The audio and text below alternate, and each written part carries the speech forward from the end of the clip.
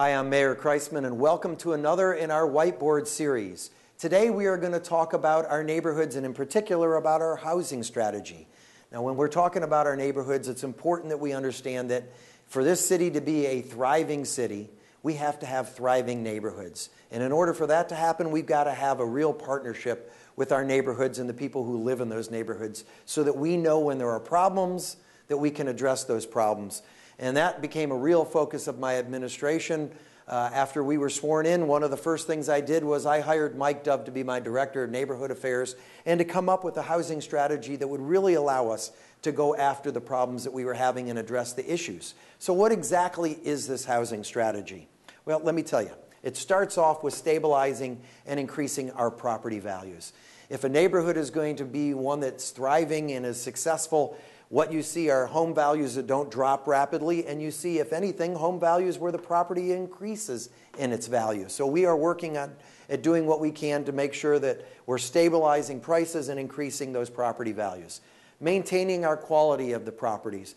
One of the ways we do that is through code enforcement.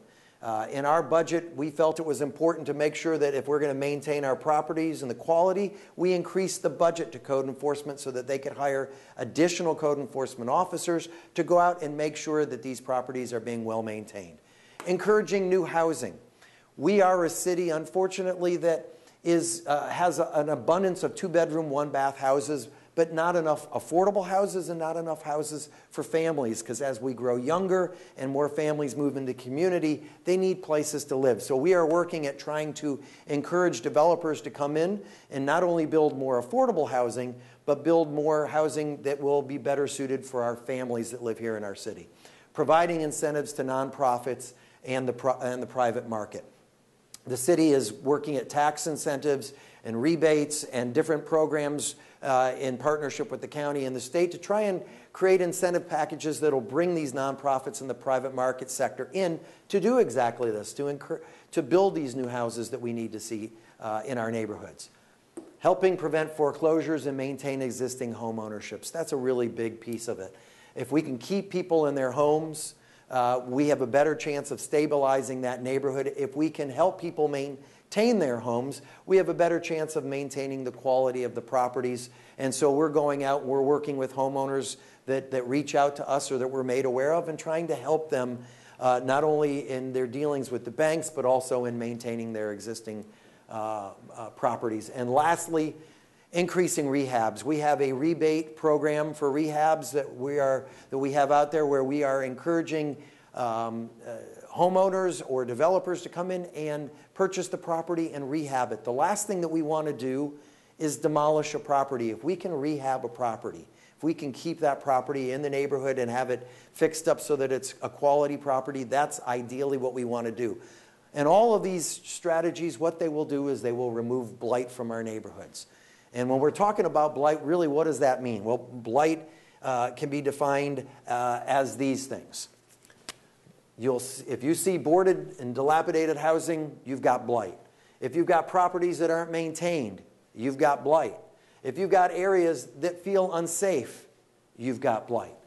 If you've got empty commercial buildings, you've got blight. And lastly, if you've got vacant lots that are used as dumps, you've got blight. And unfortunately, most of us in the city have come across properties that are blighted.